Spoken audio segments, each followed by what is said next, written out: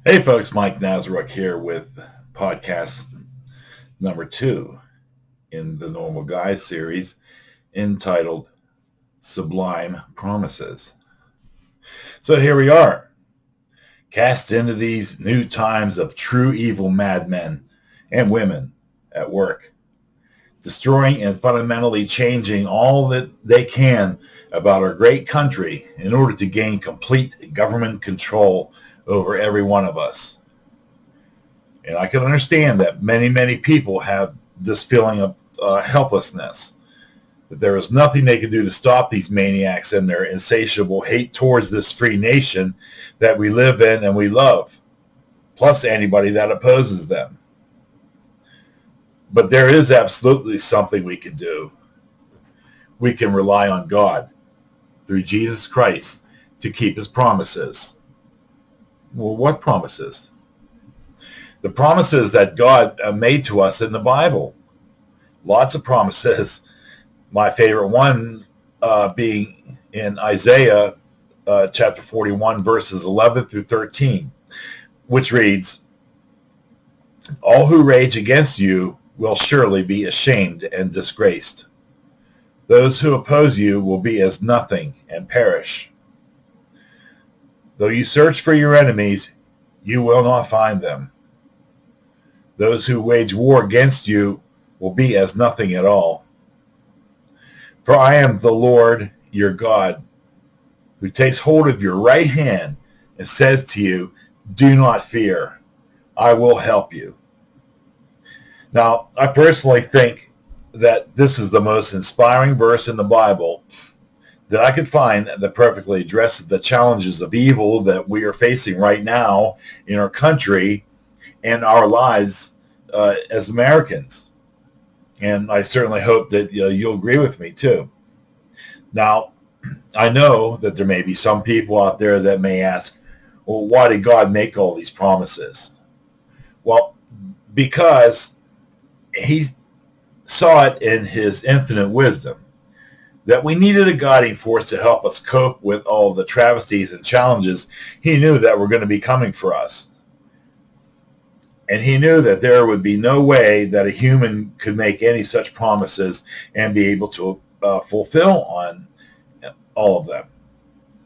And God is the only being that could make any kind of promises that we can absolutely trust that will be kept. Because if God were to have made any promises and didn't keep them, he would be designated as a liar and false, and we would never be able to trust him. And God doesn't lie or spread any kinds of false hopes, unlike human beings who do it all the time. I myself have had many such promises made by people in my life that turned out to be false garbage. But the biggest one, which ultimately turned out to be a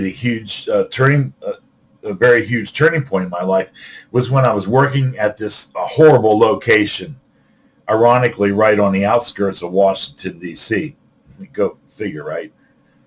Well, I had an offer for a job back in my hometown here and was promised by the business owner excellent pay, benefits, pretty much the whole 9 yards. So I quit my job in D.C.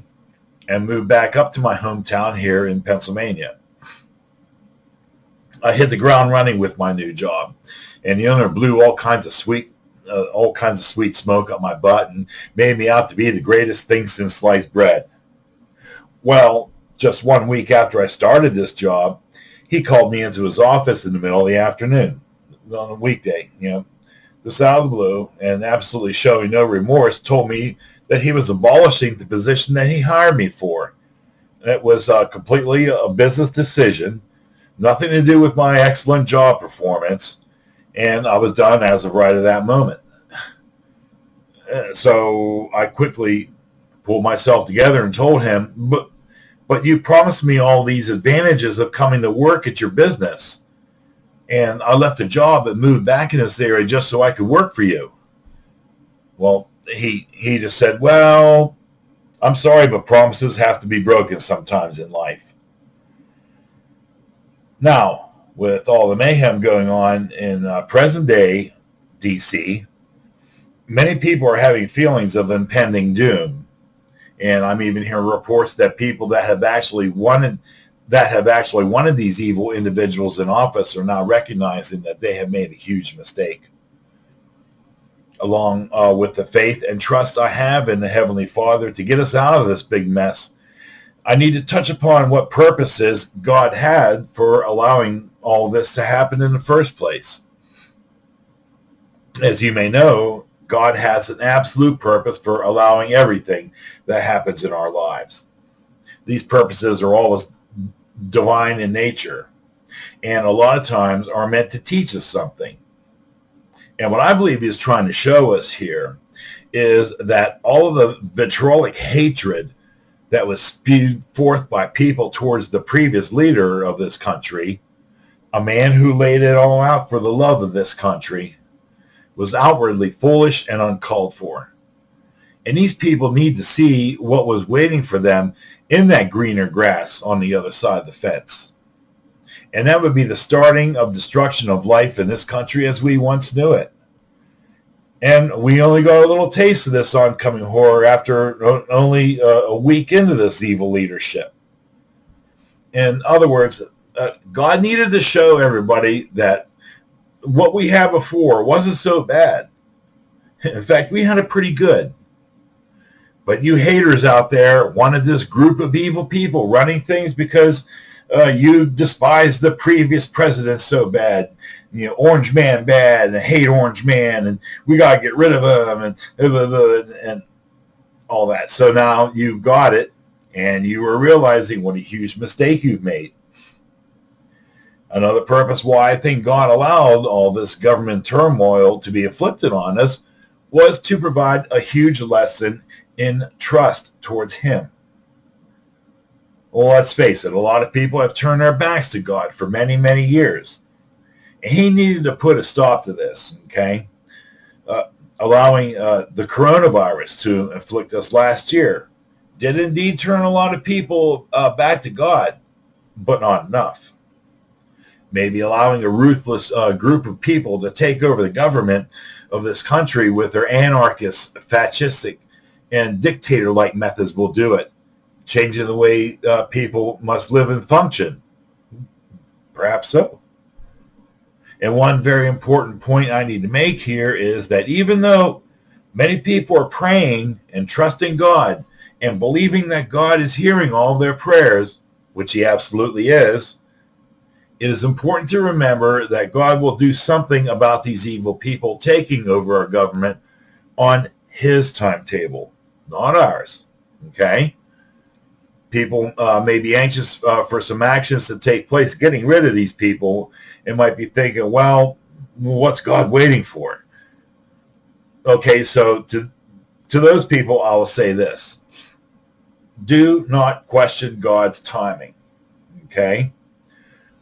God's timing is always perfect.